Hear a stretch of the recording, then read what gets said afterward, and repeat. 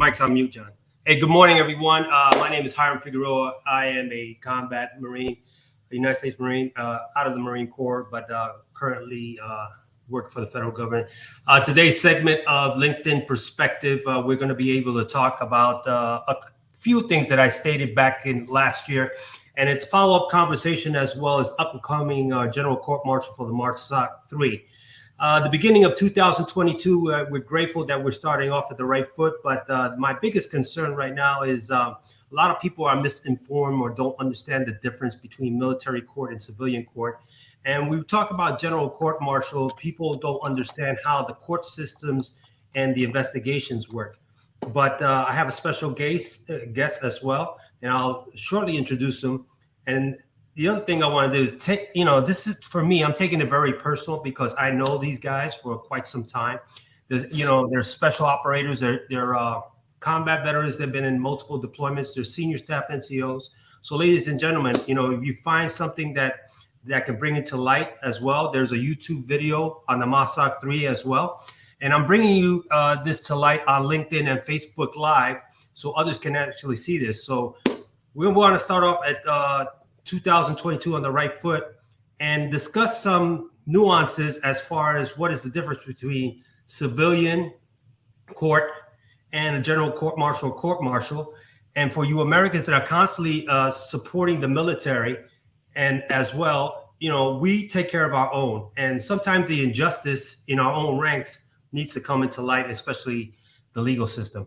As you all know, there's a history with the MARSOC community, and there's a special breed and does everything and anything to help protect you and I today. So if you like this content, share it, like it. And I have a special guest, and his name is John Wagner. So go for it, John. Go ahead. Hey, good morning, everyone. Just by way of background, I retired from NCIS in 2015, and we've been involved in the investigative side of these types of incidents. And when I saw the message on LinkedIn yesterday, it caught my attention. I hadn't read up on any of the details of this case, but I am familiar, and I have investigated cases similar to that have occurred overseas, either with military members who maybe got in altercations with foreign nationals, or even contractors, or one another, and they can be complex and their challenges with regard to the investigation of the scene and witness interviews, et cetera. And again, I don't have access to the investigative file on this, but in viewing the video, the YouTube video that Hiram sent me, it seemed that there were a lot of statements about the military justice system and perceived ideas on how it operates. And the thing that I can say is that the Uniform Code of Military Justice is essentially the equivalent of the United States Criminal Code. They have procedures, rules of evidence, and case law that is aligned with civilian law. It's just the system is a little bit different in that you have a military commander who initially is what we call the convening authority, and they decide if something is going to go to trial or not. And when you talk about a trial, a general court martial is the equivalent of a felony trial in the civilian criminal court system. And then there are other remedies. There are special court martials for cases that may not be as serious as those types of felonies that would arrive at a general court martial. And there are administrative proceedings that happen as well. And there's an escalation process in that system, very similar to the civilian system, where in the civilian courts you have what you call a preliminary hearing or a probable cause hearing, where the magistrate determines if there's sufficient evidence to have the case go to trial, or if the case is dismissed because there's insufficient evidence. It's the same way in the military system. So it's not an arbitrary decision that the commander says, hey, it's going to go to general court martial.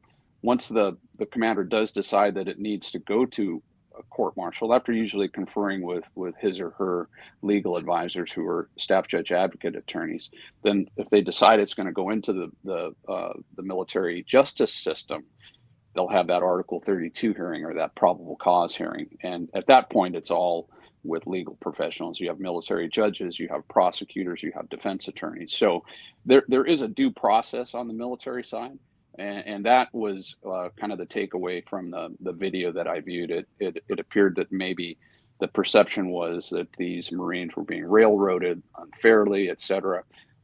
They will have a jury trial, just like that happens in the civilian courts. Just the pool of jurors are usually Marines, or in this case Marines, but they would come from the cognizant service, and they also have the ability to ask for trial by judge alone, just like they can in the civilian sector. So it is different in that when things happen to our military members, there's an option, just like in the civilian courts, to either you go into the custody system and you're let out on bail.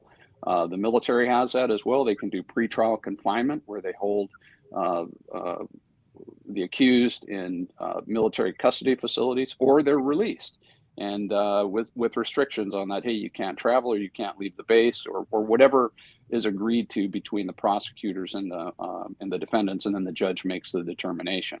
So it sounds like they were released from pretrial, or they were not put into pretrial confinement. But again, in the video, it sounded like they were almost painted as being guilty before given their due process, their day in court. So those were the takeaways I had from the YouTube video. And again, I do not know any of the facts and circumstances regarding this investigation. I would assume if it's the Marine Corps, even if it's overseas, that it's likely that NCIS conducted the investigation. Again, I've been involved in that. Even in areas where we don't have a presence, we'll dispatch agents. They'll go overseas, try to conduct the crime scene. They'll do the witness interviews, et cetera. And then there'll be a whole investigative file, just like we would see in a civilian court. So NCIS plays the role of the investigating officers or agents to actually compile that case and put it together. And that's what will be presented in court as the official file. And so Hiram and group, pending any questions that you have, that's just kind of my take on it from my vantage point. So I have a question for you, John. You've been in NCIS. How can you share with the audience how long you've been with NCIS before we move forward? Yeah, I retired after 26 and a half years of service. So I did time both in CONUS and out CONUS. For those that don't know, that's either in the continental United States or outside the continental United States. So I was overseas, logged some time with the Marine Corps as well at Camp Pendleton. A lot of very interesting cases there, to include, as I mentioned, we had cases similar to this that had occurred overseas, and they present a lot of complications. So it's a big team effort, but we've got forensic specialists, we've got polygraphers, we've got cyber specialists, we have all kinds of different folks that participate in these investigations. And the goal for us is to gather the facts, collect the information, the evidence, analyze it, and then provide the decision makers with a thorough report for them to make that decision. So in this case, it would be we give that to the commanding officer. He meets with his attorneys and advisors and decides, hey, is there enough to go to trial? So that's my background. So let me ask you this, John. You've been out of CONUS, right? Yep. This situation happened out of CONUS. And Yes. let me ask you, I'm not going to mention the company's name, the contractor's name, but anytime a person is working out of CONUS, right, and they're working for a contractor, they maintain a security clearance, correct? Not always. It depends on the job that they're doing. So the job will stipulate if there's a requirement for a security clearance on the civilian side. All right. So the reason why I'm asking that is that's been always my perception. If you go and you're working for, federal government or federal agency or a contractor, and you're out of CONUS and you're somewhere like Afghanistan, I would think there'd be some type of security clearance level that would, support the job vacancy. So I just it's all dependent on the specific job requirements, Hiram. So if the government lets out a contract and says we need people to be cleared at the secret level or the TS level, then that's a requirement, a contractual requirement, but not necessarily do you have all contractors that need clearances? For example, when I was in Iraq, we had civilian security guards at some of the FOBs. They didn't need security clearances. So I just use that as an example. But I think your point is correct that most of those jobs do require clearances. So my question to you would be, like, you've done an investigation. We can generalize it because I don't want to jeopardize the case. I'm not Sure. going to say, but from your experience, right? Let's utilize you as the acting investigating officer, and it's outside of CONUS. And and we're talking about a situation with a contractor and active duty military people. How do you adjudicate the investigation? Do you do research, or let me ask you that? How do you, if there's a situation that's, with the three that are going on, how do you go and approach that? Because my other point would be the active duty members, right? They have a security clearance for their active duty. So I'd like to, pick your brain and see what comes from your angle, Yeah. So on the active duty side too, as you know, most of the force does not have a clearance. Usually on the special operations side, they will. It's required for different reasons. So my assumption is that these three, yes, do have security clearances. That doesn't impact on this investigation at all. This is a criminal investigation. So it would be much like if, where any of us live, if there was a fight, and I don't know the circumstances here, but it sounds like there was some sort of physical altercation. And again, I've seen this before. Somebody gets hit, somebody falls to the ground. They usually, they have an injury when they hit the ground. They hit their head, and that's when you have an issue that results in a hematoma, a brain bleed, and if it's not treated quickly, it can lead to death. And I'm assuming that's what happened here. But then when that happens, the question becomes, okay, what were the circumstances of, number one, what happened? Who was there? Who were the witnesses? Who saw it? What did you observe? And you interview everybody that you can, then you secure the scene, you take photographs. Are there injuries? Did the people who are accused, did they have defensive injuries? Who started the fight? What do the witness statements say? Obviously, in this case, there's no victim statement because the victim's deceased. So you gather all that information, just like the police would in any city or county where this happens, and they try to piece together what happened. And then you look at the elements of the crime and the criminal statutes. What are the elements of the crime of manslaughter versus first degree, second degree homicide? And that's what the lawyers figure out. But we simply just do the investigation and put it together in a package and let the deciding authorities figure out which avenues they want to take. But with regard to how we work the investigation, the answer depends. And I didn't even know the location where this happened. So, did we have NCIS agents there? Was there a forward operating base? Did we have to dispatch agents there? Was there military police that secured the scene? If it happened off base, what did the local authorities do? And we liaison with those local authorities, and then it becomes a question of jurisdictions. So if you're overseas, off base, there's usually some sort of agreement with that host nation, what we call a status of forces. If something happens, a U.S. military person, is involved in a crime off base, who's going to have prosecutive authority? Is it going to be the military? Is it going to be the host nation? And, I don't know what the specifics are of this location, but the issue that the military always has jurisdiction, but in some instances, say it was a host nation person that was killed, the local government may want to say, hey, we want them to stand trial in our country. We've seen this in the Philippines, if some of those cases that occurred there. They become political issues, and sometimes the embassy has to get involved because it was a U.S. contractor that was the victim in this. It's an easy decision. It goes into the military system, no matter where it happened, right? So they're doing the trial in North Carolina because that's where they have the convening authority sit. That's where these Marines are from, and it's tried. So those again are some of the complexities with operating overseas. And you've got challenges too, because if NCIS wasn't there at the time when this happened, maybe it took them a day or two to get there. So now you've got witnesses that are, already a day or two old.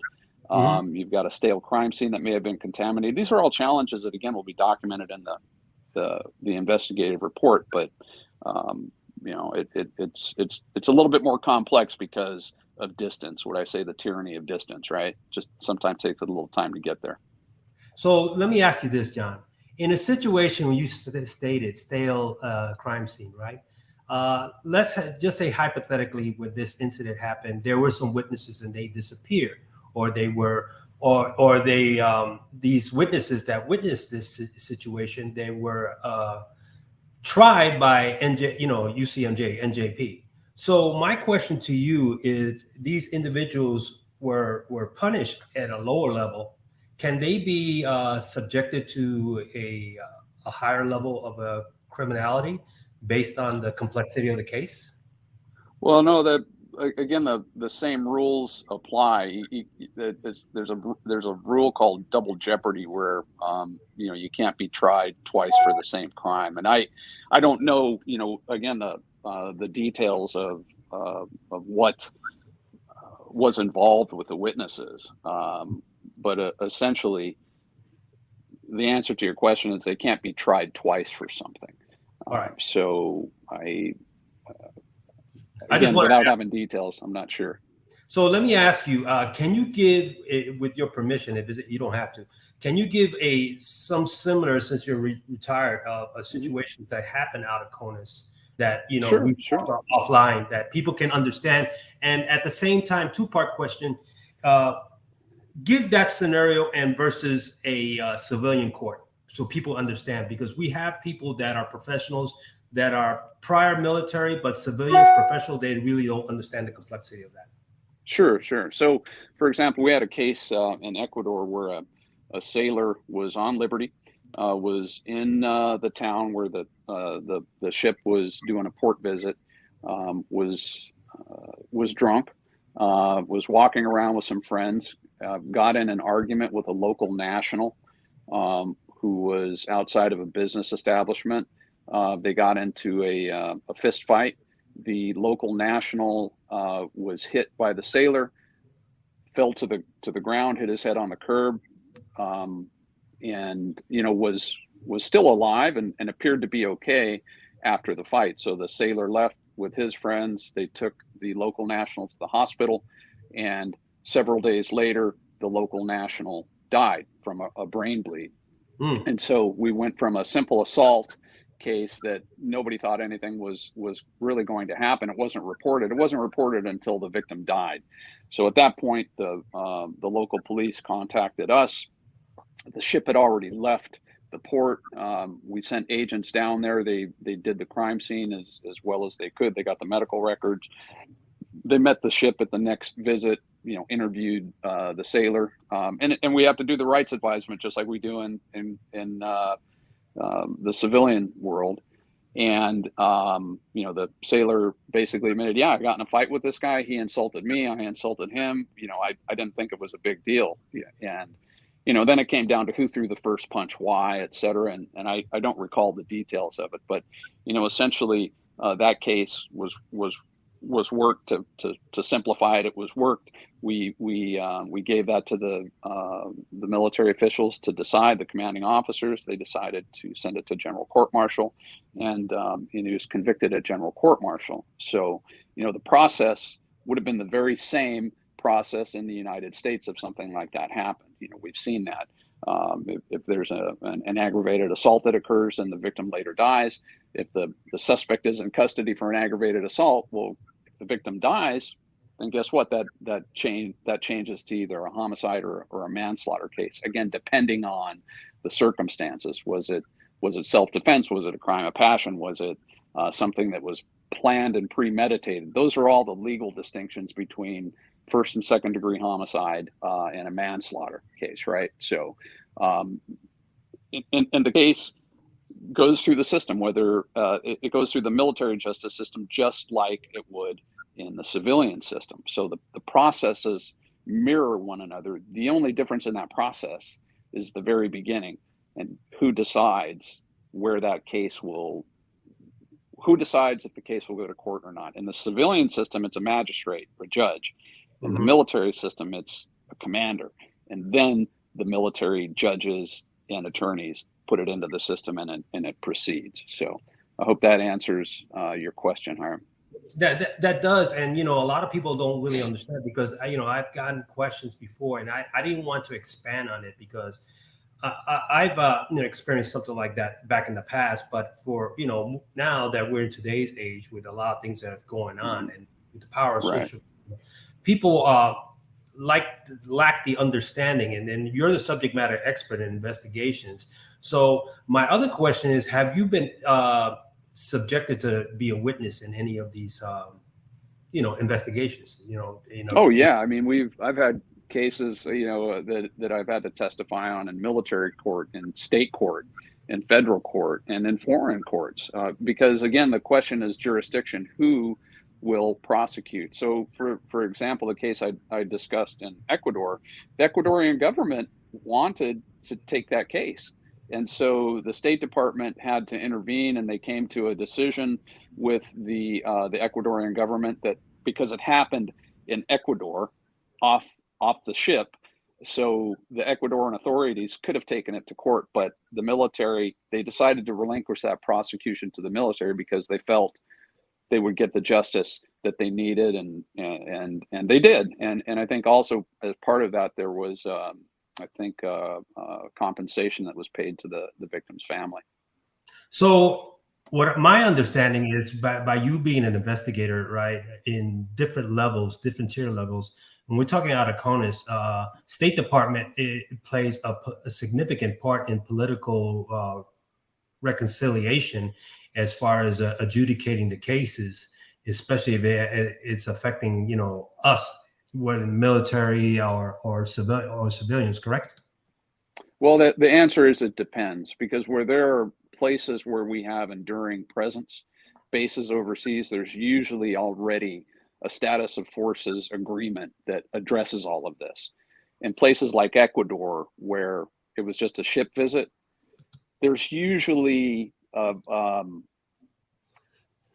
diplomatic agreement that, hey, we'll look at each case separately. And, usually the host nation will have the primary jurisdiction on it, so they will have to relinquish it. And it's usually the State Department is the one that will engage in that conversation with the host nation Ministry of Foreign Affairs. And in some cases, they're more sensitive than others. If you recall, many years ago, there were several Marines and actually a Navy corpsman who were accused of rape in Okinawa of a local national female, and the status of forces agreement stated that the military would have primary jurisdiction because we've got the base in Okinawa. But there was such political outrage over this case that the military relinquished that to the Okinawan authorities. So they ended up prosecuting those Marines and a sailor in Japanese court, and they went into Japanese prison after they were convicted. So again, each case is a little different, but that's the general framework. So here I got a couple of questions, right? I got a couple of comments. Mm-hmm. So one is, you'll see on the screen, SEAL teams were sent home from Iraq for consumption of alcohol in 2019. Was alcohol authorized on the base? And in 2018, there was an incident. Another thing, I'm gonna give you three of them. Are Marines not allowed to have the right to self-defense, right? And now the last one, is this pertaining to the Mossad 3? This individual that, I didn't put it up there, but this is the person that was involved. He was a retired Special Forces Green Beret. So as you read, Rick Rodriguez initiated the physical confrontation with the Raiders. After the contractor, a retired Green Beret, landed 2 punches that proceeded into the third, and one of the Marines stepped in to defend a fellow Raider from receiving additional harm. So what is your take on those 3 things? Okay, so the first question, alcohol, that's an issue that's determined by usually the combatant commander. They've got general orders, and at least in the CENTCOM AOR, when I was there, Yeah. General order number one is no alcohol, right? So Right. that's a good order and discipline type thing. That's not a felony matter that NCIS would get involved in. So can you The explain, John, real quick? Can you explain to the audience what does that mean in civilian terms? But you know, they see well, special operations, they SEAL teams, but they don't understand that language. right. So it would be like policies and procedures. If you work for an employer and they say, hey, we do not allow alcohol in the workplace, and if you're using alcohol or you come to work under the influence, you could be subject to to disciplinary actions. You're not going to go to jail, but you could get written up. You could get terminate up to and including removal, right? So you could get a verbal warning, a written warning. It's the same thing. That's an administrative thing in the military. Those are the rules. But obviously the military is a little bit different because you've got, again, the non-judicial punishment where it's a different environment. So they have to maintain that good order and discipline, much different from the civilian sector. So basically, if someone is violating that order of, hey, there's no alcohol when you're deployed at this location, unless you're on liberty, off base, and you violate that, you could be held accountable, and that could be maybe you get docked some pay, or you lose some rank. I mean, they're all different remedies, or maybe you just get a verbal or a written warning, and it goes into your personnel file. So it's a sliding scale, right? Well, But that's yeah. No, but that's good. I'm the sorry to interrupt you, but that's great because a lot of people don't understand the progressive discipline of, when we're talking about from the military, from, teams and everything else, and then you break it down from a civilian standpoint, it's like a SOP, right? We have HR, right. we have everything else. There's policies and procedures you can't violate because they're put out in the open, correct? That's right. It affects the good order and discipline and the commander's ability to accomplish the mission. So, and again, NCIS does not get involved in that. We get involved when there's a felony criminal matter, something that's serious. Now, sometimes those will be contributing factors. Like I explained in Ecuador, it was an alcohol-related incident. Those types of, when you're under the influence of alcohol, people generally, their decision making isn't the greatest. Now, I think the other question was, I'll give you this regard. one. Yep. Yeah, this one right here. Rick Rodriguez. This is the individual that was, severely impaired. Alcohol was involved. So if you read the comment over there, and I'll let you read it, I'll read it for you again. Rick Rodriguez, who was was very inebriated, initiated a physical confrontation with the Raiders. After the contractor, who is he worked for the contracting company. It was out of CONUS. He's retired Green Beret with a security clearance. Landed two punches outside of the facility, right? And threw a third punch when another Marine stepped in to defend the fellow Raider and to receive additional harm. Now, this individual, unfortunately, like you stated, in the Ecuador situation, this gentleman passed away. But the caveat is one of them, the Raiders, administered first aid and they were able to take it away. So I just want to share that with you. I know you don't know the information, but I want to be able to put that on. Well, I think the whole thing goes back to what I mentioned. We come in, we get all the information when we do a criminal investigation, and we get those witness statements. We take all that into account. Who said what? All of those people will testify in the court martial, just like they would in a civilian court. And then the jury takes all that information and they decide, did the victim in this, is he the one that started the fight? And if so, and these are where the attorneys present their cases, right?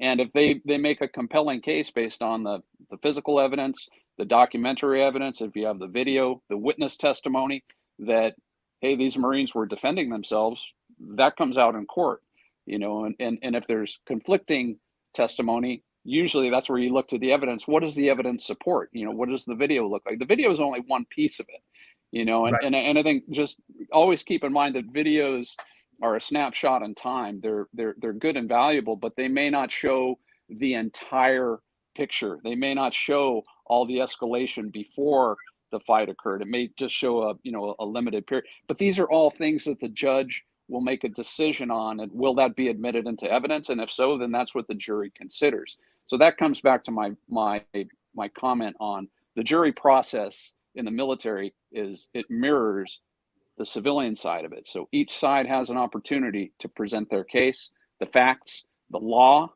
and what the law states. Manslaughter, is different from first degree homicide, which is different from second degree homicide. So Right.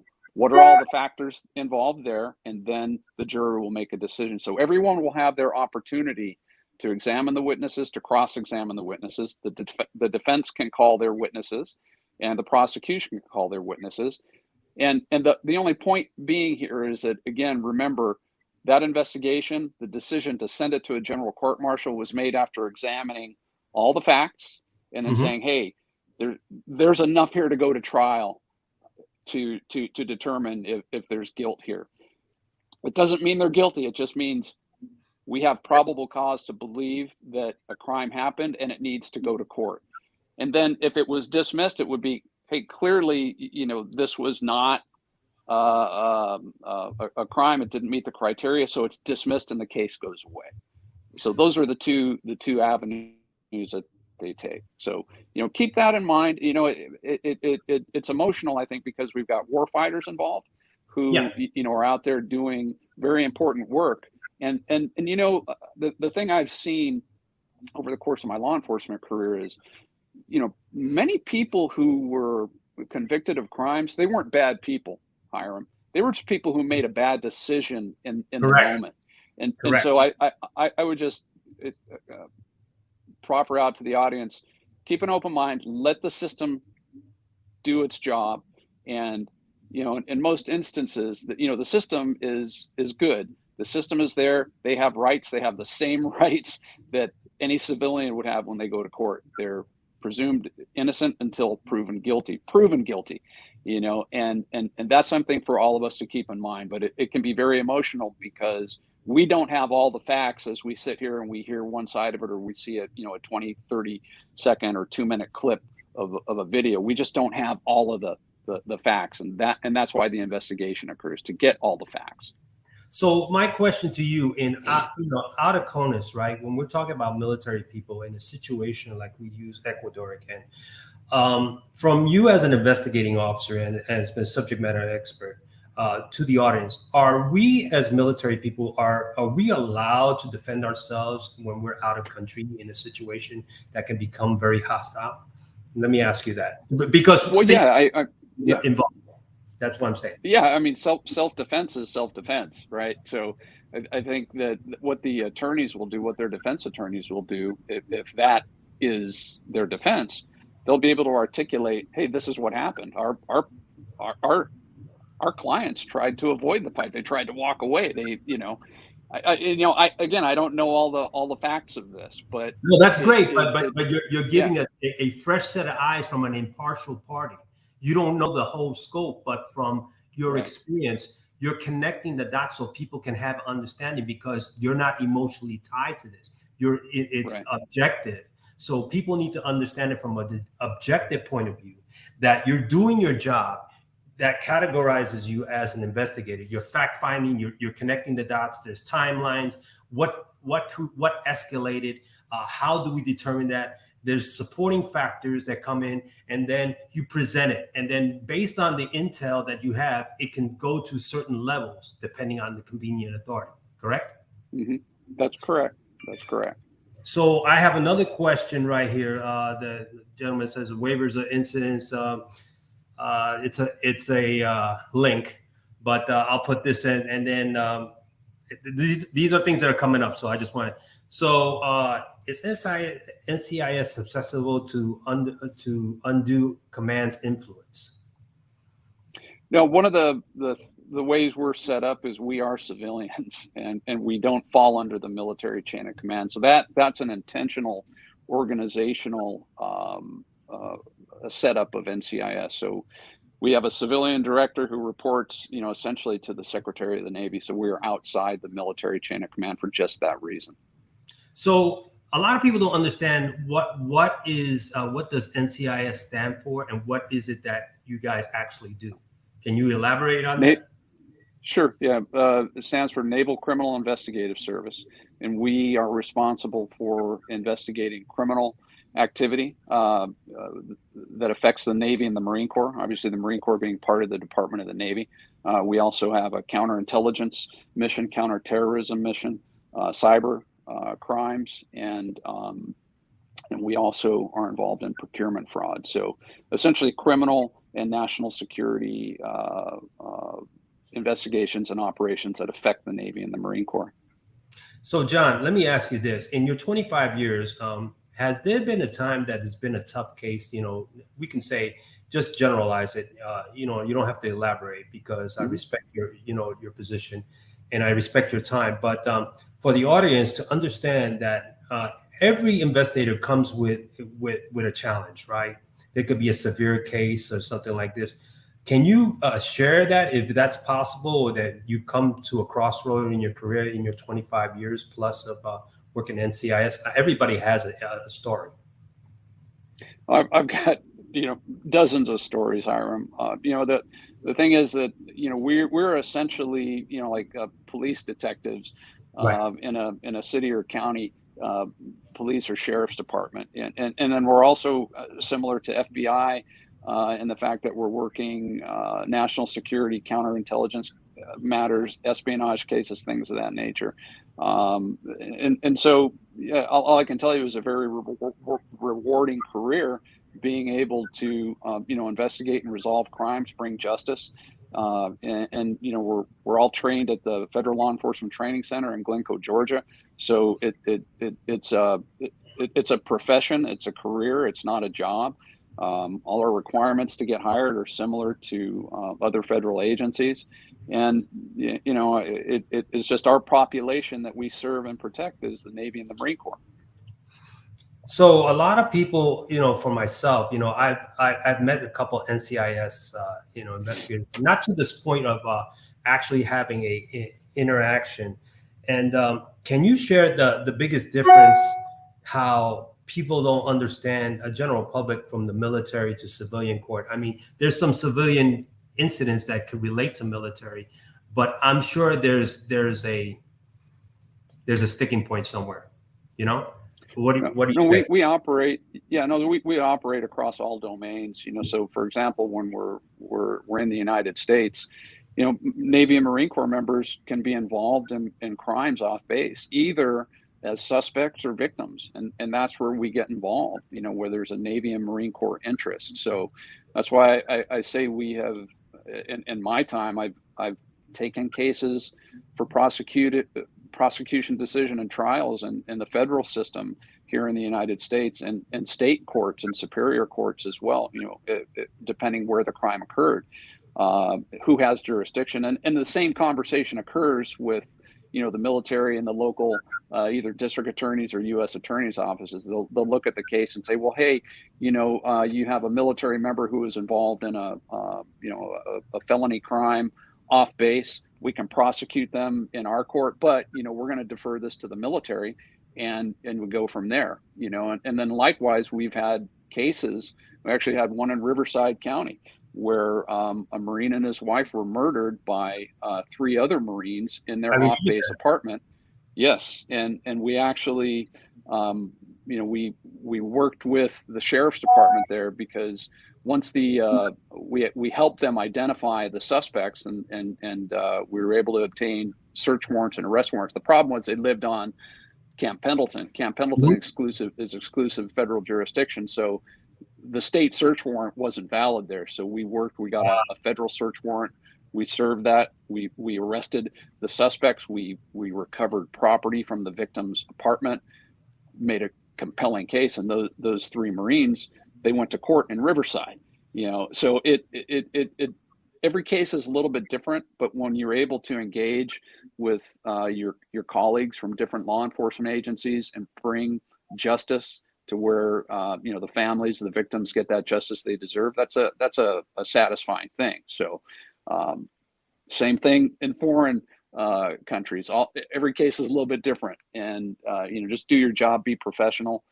A dispassionate examination of the facts and a rigorous, relentless collection of evidence, and put the whole thing together and let the decision makers decide. We are not the decision makers at NCIS. We are the investigators. We just compile as much information as we can, and then let the judicial authorities or the commanders decide what the ultimate disposition will be. So from my understanding, NCIS is a separate entity from everything. It's part of the federal government, but you do not favor whatever it is. You compile the investigations, you put everything together, you package it, you present it, and here are the facts. This is what we have, correct? That's correct. That's absolutely right. That's what any police agency should do. Right, because a lot of people, let's put it this way, John. And I know the last 2 years, law enforcement is beginning a black eye on a lot of stuff. Now it's more in demand, like, hey, we need some kind of law and order. And when we're talking about investigations, people get a lot emotional about a lot of things. But you as a professional, you're just gathering the facts. This is exactly what's going on. This is what I have. This is what we compiled. This is the timeline. We connect the dots as much as possible that you feel confident enough that you can present this package, which again goes to the convenient authority, to any type of agency where it's, like we talked about the Marine Corps, that specific case right there. I knew about that, and it was very heartbreaking, but I didn't know what you just told me, that you couldn't go on base to do a search warrant because it was on Camp Pendleton. That blew me away. Where does CID come into that, in that situation when you have NCIS? Well, CID works with us. CID, they deal with the misdemeanors and less serious offenses, and then when it rises to the felony level, that's where NCIS gets involved, and that's through Secretary of the Navy instruction, and that's what gives us our authorities. And we're federal agents. We've got federal arrest authority and arrest powers, whereas the CID colleagues are active duty. They don't have the federal arrest authorities. They're not off base working with the police. That's where NCIS has that authority and jurisdiction. But the CID folks are our colleagues, and we work and collaborate with them. We have very strong relationships with them.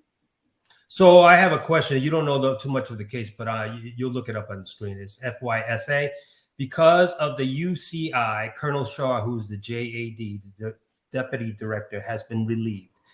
The defense attorney now is requesting a court of dismissal of all charges and specifications with prejudice due to the unlawful command of influence presented to one of the individuals. So how does that correlate with the investigation with NCIS? I mean, this is something, but I know you're not privy to the case. No, those are all standard things. I think you see that in the civilian sector as well. Defense attorneys are making arguments to have the cases dropped. And again, I don't know the merits of the case or the details, but I think that's simply a defense attorney, doing his or her job, advocating for their clients. Mm-hmm. So I have another question that is up there. Curious, what information in the pipeline for NCIS investigations? Does it go to the general and it works its way down? How does it, work directly for the defense? So the question is pretty much, you go your investigation, through the pipeline. What is the proper procedure, John? What do you do to answer so that? When we complete our investigation, we give the report to the convening authority, whoever that may be. I guess in this case, it's the general. And then the general examines our case. And usually what will happen is they will have their staff attorneys, their staff judge advocates. They'll go through the merits of the case. They'll look at the law. They'll kind of make a decision on, hey, there's enough here to go to trial, sir or ma'am. And our recommendation is that, based on the facts that are in the case file, that you refer this to a general court martial, or that it's something that it doesn't appear that there's enough here to go to trial, so dismiss it, or there's stuff here, but it doesn't merit a general court martial. Maybe it's a less serious offense, and they would recommend a special court martial or even administrative action. So they'll make all the recommendations to the general or whoever the convening authority is, and then they'll make the decision on which route to pursue, all the way from general court martial, administrative action, special court martial, or nothing, dismissing the charges altogether. So let me ask you this. Do you remember the other case in Camp Pendleton when we're talking about, illegal aliens in that situation? Was NCIS involved in that one as well? Yes, they were. That was after I retired.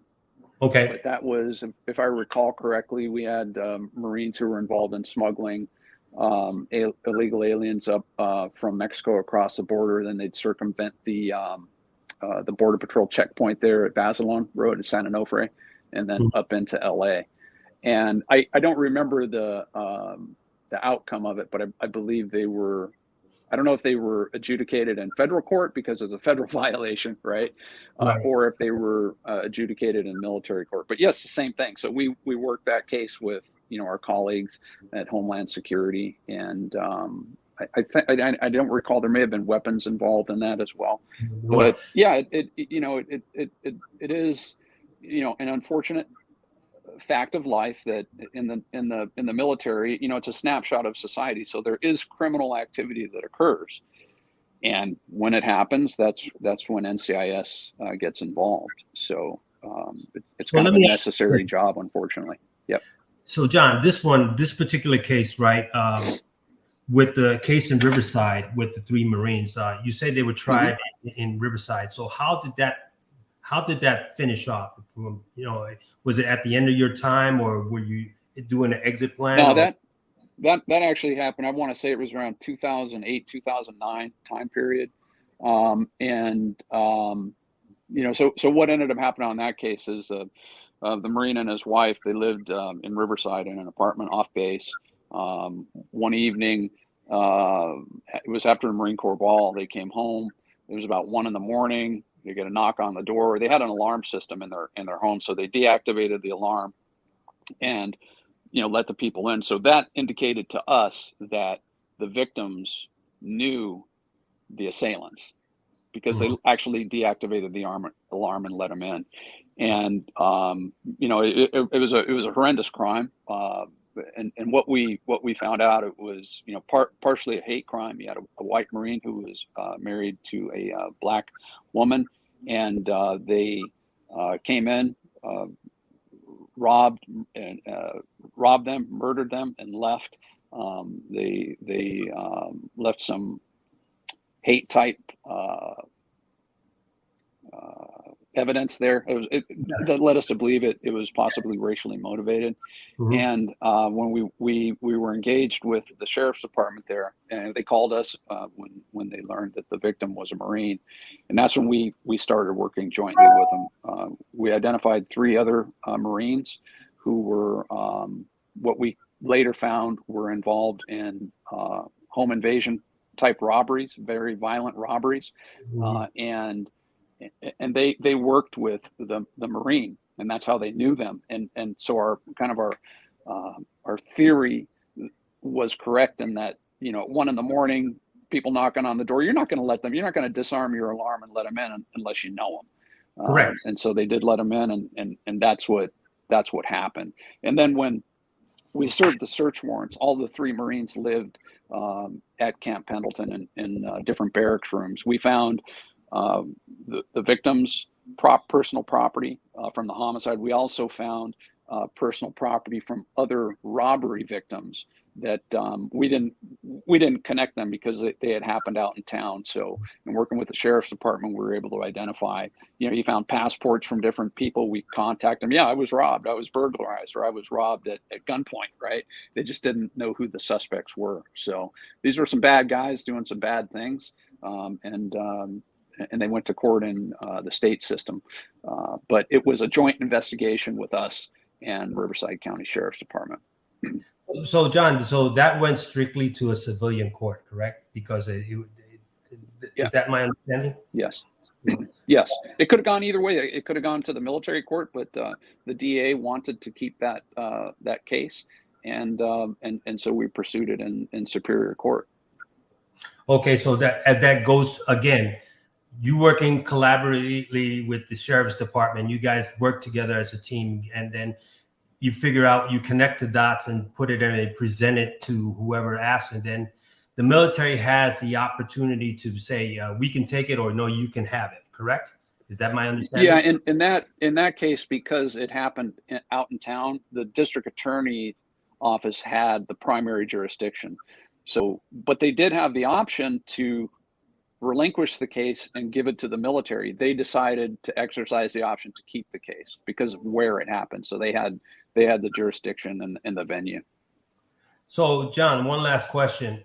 In your career at NCIS, have you ever had any major issues of having jurisdictions or challenging investigation outside of CONUS, as we speak? Let me ask you that. Yes, we have. I can think of several different locations where things have happened. One of the more recent ones, again, recently before I retired, was we had a Marine in the Philippines who was accused of murdering a transgender female after a night of drinking. Again, another alcohol-related incident, and we were immediately involved in that one because we have an office in the Philippines, and it occurred during a ship visit, and of course that was a very politically sensitive case for a couple of reasons. Number one, you had visiting forces in the Philippines. There was no longer a status of forces agreement that gave the military primary jurisdiction or rights of refusal in that case. So we engaged. We worked with the Philippine police, identified the Marine, and the ship hadn't left yet. So we pulled him off the ship. We interviewed him with the Philippine police, and he assaulted this woman after a sexual encounter. When he realized that the victim was transgender, he got very angry, assaulted the victim, and didn't think that he had killed her. He just thought, hey, I got angry when I found out that it was a transgender person. I hit them and assaulted them because I was angry, and then I left the room. And he didn't realize he had hit her so hard that she ended up again suffering traumatic brain injuries and died as a result of that assault. So it was very sad. He was a young Marine. He did not intend to kill her, but he made a very bad decision in assaulting her. And so that went through the Philippine justice system, and ultimately, they paid again recompense to the family. He served some time in a Filipino prison, and then was released with that conviction. So again, just sad circumstances. But when those things happen, that's when we get called in and we collect all the information. And we did the witness interviews, the whole thing. He didn't intend to kill her, but it ended up being the equivalent of a manslaughter conviction. So lots of tragic stories that occur, and I kind of view it as that two lives were ruined that day, both the Marines and the victim who succumbed. It's just very unfortunate. So, John, for the audience, what would you leave with them as far as what NCIS does? What's the biggest takeaway that the audience should get from you this past hour as far as your experience from NCIS? Well, in this case, just understand that the military has a due process system. These individuals are not considered guilty before they go to trial. It's the same process that would occur in the civilian courts. It's a process that has to occur, and I would encourage everyone to know that the accused have rights. They've got due process. The facts will come out, and if the facts are that these three were defending themselves, then they should be exonerated. But again, we have to, just like any trial, both sides are going to present their information, and then the jury will make a decision. The jury is not tilted one way or another. towards anything. The same jury instructions occur in the military as they do in the civilian world. And again, if the defense feels that they would prefer a trial by judge alone, they can do that too. They have the option of doing that. So I just want to throw that out there. This is not an attempt to railroad. This is an attempt to let the process work. And that's, a very important thing for the military. We need to have justice. We need to maintain accountability. And if this was self-defense and it doesn't meet the elements of the crime, then so be it. But there's a lot of complex legal. You're losing it. You're losing it. Are you there? Oh, I'm there. Can you hear me? Okay. Yeah, we lost you. Yeah, I can hear you. Go ahead. You go. Okay. Just repeat the last 10 seconds. Okay. Yeah. We just right. Yeah, we just need to let the process take its place. So, John, I really appreciate it. Stand by. If you like this content, share it and like it. This thing was this segment was brought to you by LinkedIn. LinkedIn Perspective is to educate and reach out to the masses, to prior military and professionals. It's more or less not sponsored, and it's giving you full scope of the type of segment. So we want to thank John Wagner. John, I really appreciate you educated me from an objective point of view of how you handle the situation, because I can see if I was emotionally upset that I'd be like chastising NCIS all day because you guys didn't do it.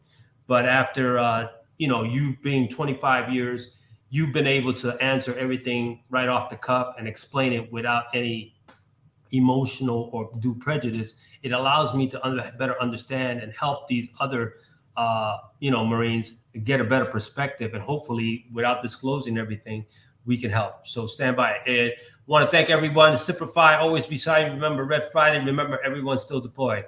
Enjoy your day. Peace out. Stand by.